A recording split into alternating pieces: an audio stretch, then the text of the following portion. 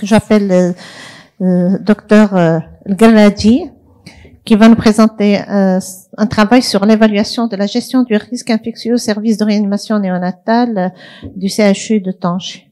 Vous avez 6 minutes.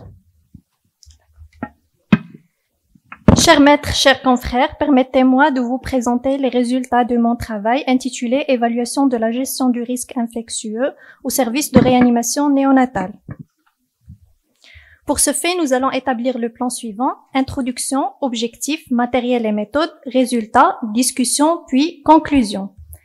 Comme vous savez, la gestion du risque infectieux en milieu réanimation néonatale est vitale pour plusieurs raisons. Premièrement, vu la vulnérabilité des nouveau-nés. Deuxièmement, la sévérité des infections qui peuvent survenir chez les nouveau-nés. Et troisièmement, vu la particularité de l'environnement de réanimation néonatale. Donc, parler de la gestion du risque infectieux en milieu de réanimation néonatale est crucial pour assurer 3 choses: la sécurité des nouveau-nés, le bien-être des nouveau-nés, ainsi que pour améliorer les résultats cliniques globaux dans les unités de réanimation néonatale.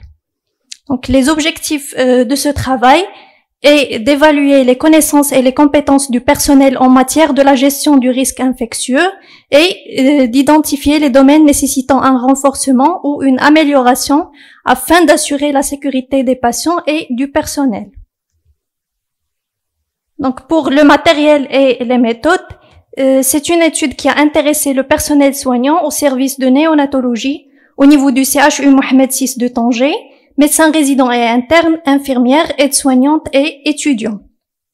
Pour la méthodologie, on s'est basé sur 2 techniques: un questionnaire destiné à chaque participant portant sur la maîtrise des instructions rapportées dans le protocole de gestion du risque infectieux du service et une fiche d'évaluation des compétences du personnel en matière du respect des mesures de prévention, de la maîtrise des techniques d'asepsie lors des soins quotidiens et de la gestion des déchets biomédicaux. Donc, pour le chapitre des résultats, on les a divisés en 2 grands chapitres: l'évaluation des connaissances et l'évaluation des compétences. En ce qui concerne l'évaluation des connaissances, 126 personnes ont répondu au questionnaire, dont 45,2 sont des étudiants en médecine, 27,8% sont des médecins résidents et internes, 17,5% sont des infirmières et 9,5% sont des aides-soignants.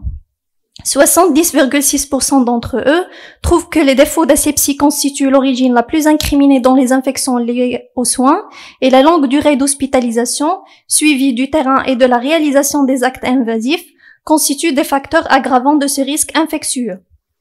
Seulement 31% des participants maîtrisent les instructions du protocole de la gestion du risque infectieux en néonatologie, alors que 50,7% ont un niveau moyen et 18,3% ont un niveau faible selon le questionnaire auquel ils ont répondu.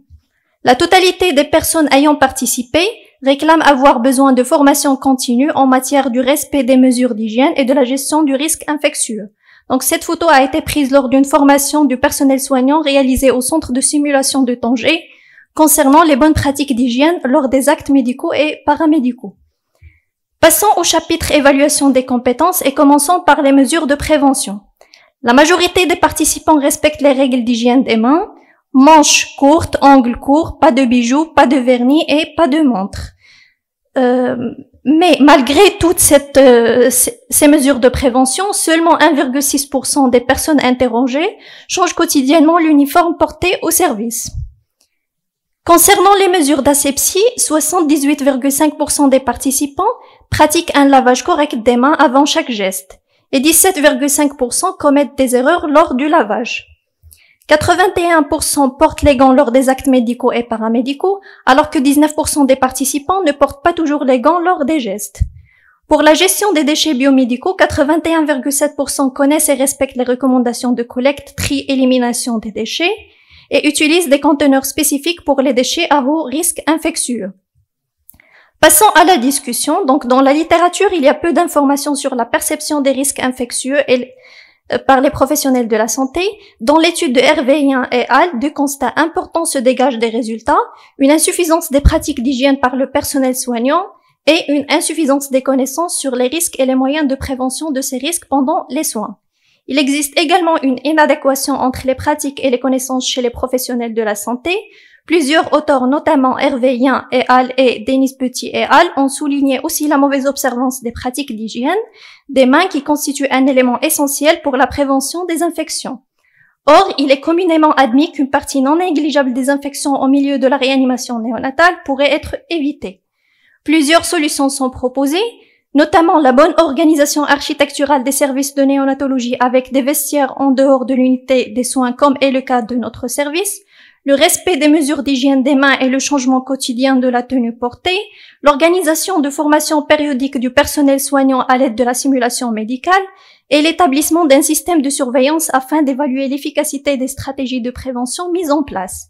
Donc, en conclusion, les résultats de notre étude nous ont permis de sortir avec des réflexions qui sont la formation, l'organisation de formation initiale et continue du personnel sur les mesures de prévention des infections et les bonnes pratiques en réanimation néonatale, la sensibilisation du personnel aux risques associés aux infections nosocomiales et à l'importance de leur implication dans la sécurité des nouveau-nés, l'élaboration d'une charte de bonnes pratiques d'hygiène au service, la surveillance active des infections nosocomiales à travers des indicateurs spécifiques comme le taux d'infection et le type d'agent pathogène, et le signalement immédiat des cas d'infection suspectés ou avérés pour une prise en charge rapide et une investigation épidémiologique. Ainsi, ma présentation prend fin et merci pour votre attention. Donc, merci beaucoup.